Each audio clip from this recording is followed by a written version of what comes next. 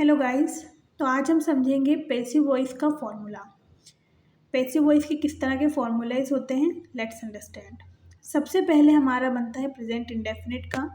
Present indefinite का अगर आपको टेंस दिया है और उसका आपको क्या बनाना है, पैसिव वॉइस बनाना है, तो हमें क्या करना होगा, उसका पैसिव वॉइस बनाने के लिए उसका जो हेल्पिंग वर्ब होती है वो होती है is, am, are plus verb की थर्ड फॉर्म।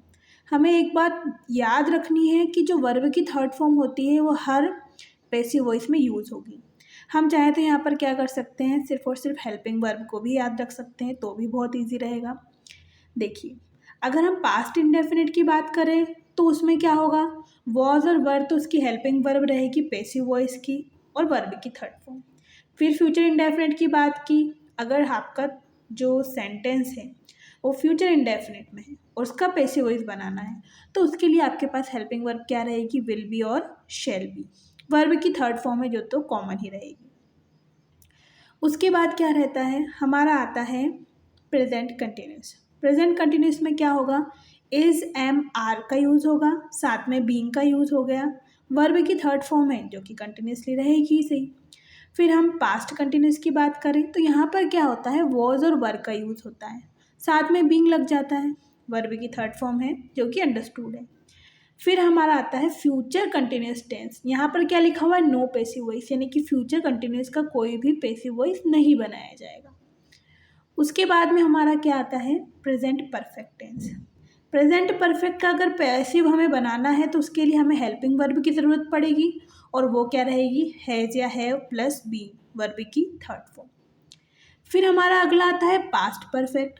पास्ट परफेक्ट का अगर हमें पैसिव बनाना है तो हैड बीन का यूज़ किया जाएगा, वर्ब की थर्ड फॉर्म। फिर हमारा आता है फ्यूचर परफेक्ट, तो यहाँ पर विल हैव, शैल हैव, उसके साथ में बीन का यूज़ होगा और वर्ब की थर्ड फॉर्म का यूज़ होगा।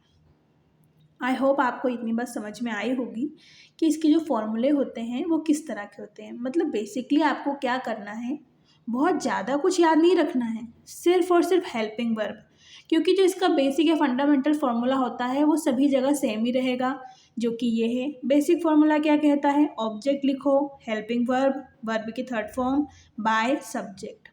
अब देखिए, हेल्पिंग वर्ब जैसे जैसे टेंस बदलेगा वैसे वैसे आप हेल्पिंग वर्ब बदल दीजिए। ऑब्जेक्ट सब्जेक्ट तो आपको ऑलरेडी सेंटेंस में दिया ही होगा, बाय भी आपको पता ही लगाना ही है, वर्ब की थर्ड फॉर्म है जो कि आपको अंडरस्टूड है।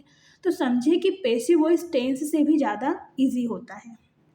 अब हमारा जो सबसे पहला पैसिव वॉइस है वो है प्रेजेंट इंडेफिनिट का, उसे हम समझते हैं, जो कि बहुत इजी है। इसका फॉर्मूला क्या होगा, ऑब्जेक्ट, हेल्पिंग वर्ब, वर्ब की थर्ड फॉर्म, बाय और सब्जेक्ट।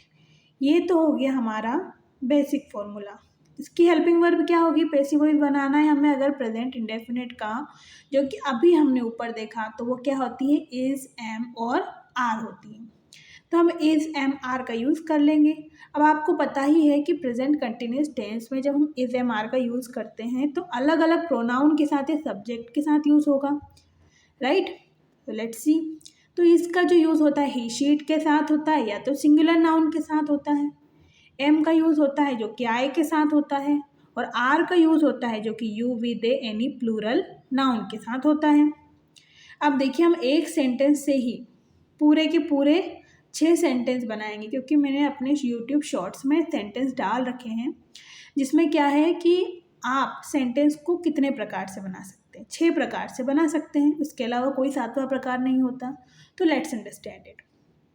रोहन बहुत पैसे कमाता है, ये एक अफर्मेटिव सेंटेंस है, चूँकि प्रेजेंट इंडेफिनिट की बात कर रहे हैं तो यहाँ पर लास्ट में ताते ती है। रोहन बहुत पैसे कमाता है, इसका एक्टिव वॉइस बनेगा, वो बनेगा रोहन अर्न्स मच मनी।